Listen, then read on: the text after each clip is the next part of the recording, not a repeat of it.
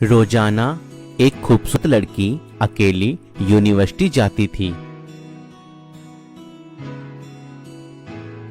और उसी यूनिवर्सिटी में उसका पिता एक डिपार्टमेंट का इंचार्ज था।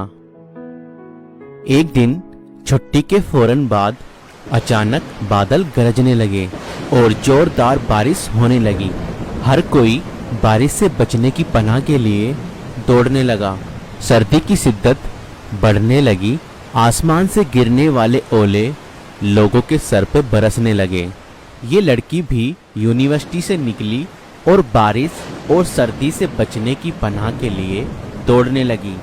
उसका जिस्म सर्दी से कांप रहा था, लेकिन ये नहीं जानती थी कि उसे पनाह कहाँ मिलेगी।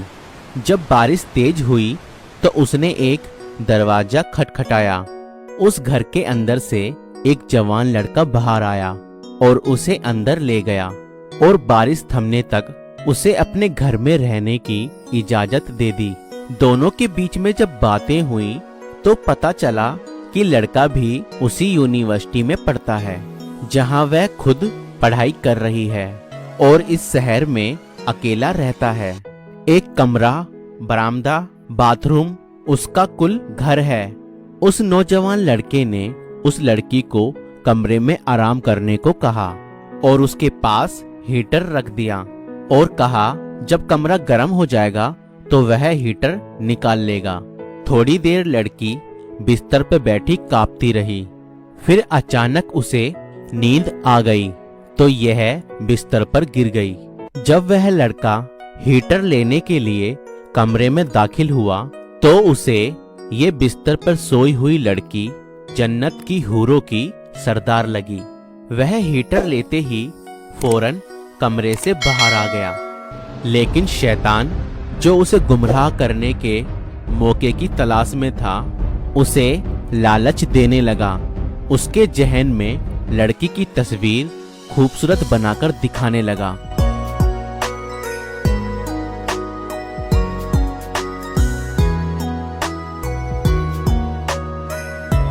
थोड़ी देर में लड़की की आंख खुल गई। जब उसने अपने आप को बिस्तर पर लेटा हुआ पाया तो हड़बड़ाकर उठ गई और घबराहट के आलम में बेतहाशा बाहर की तरफ भागने लगी। उसने बरामदे में उस नौजवान को बेहोश पाया और वह लड़की बहुत ज्यादा घबरा गई और अपने घर की तरफ भागने लगी और पीछे मुड़कर भी ना देखा और घर पहुंचकर अपने बाप की गोद में अपना सर रख दिया, जो कि पूरी रात उसे शहर के हर कोने में ढूंढता रहा।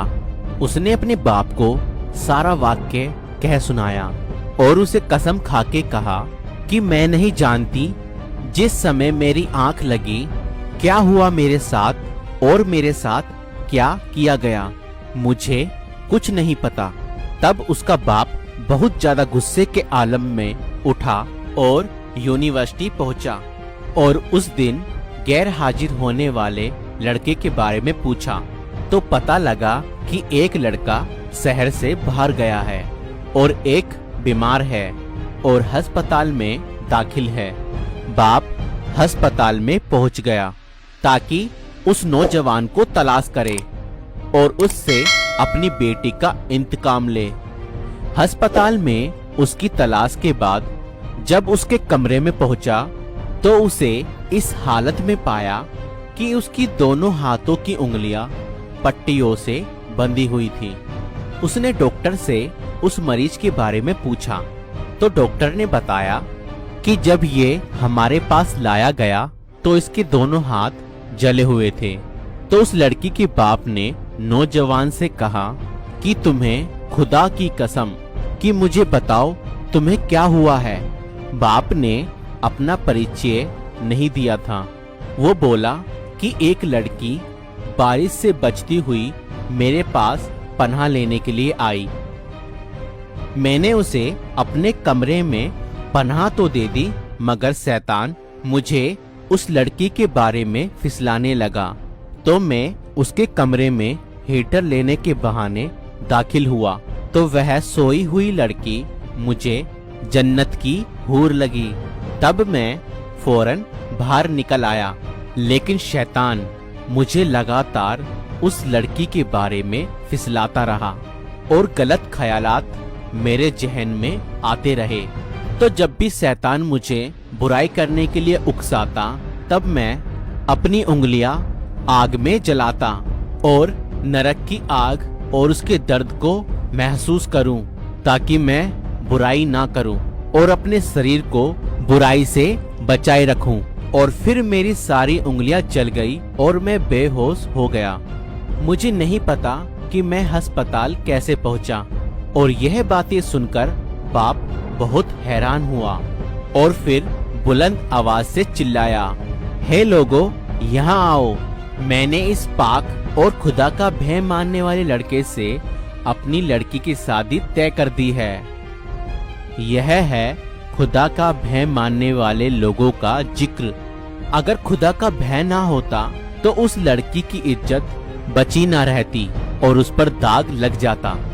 जो भी लड़का या लड़की नाजायज संबंध बनाते हैं या गैर मोहब्बतें और नाजायज रिश्ते रखते हैं, वह अपने संबंधों को अपने माता पिता से छिपाने की हद से हद कोशिश करते हैं कि उनके माता पिता उनके इन नाजायज रिश्तों से बेखबर रहें, जबकि वो जानते हैं कि खुदा उनके हर कामों को जानता है। ऐसा क्यों है? फिर भी उनके अंदर खुदा का भय पैदा क्यों नहीं होता? क्योंकि माता पिता ने बचपन से उनके दिल और दिमाग में खुदा के डर के बजाय अपना जाति खौफ, रोब और दबदबा और सजा का खौफ ही बैठाया है। अपने बच्चों के दिल में अपना नहीं, खुदा का भय डालें। आपकी इस वीडियो को लेकर क्या राय है, हमें कमेंट करके जरूर बताएं और इस वीडियो को ज्यादा से ज्यादा लोगों तक शेयर करें।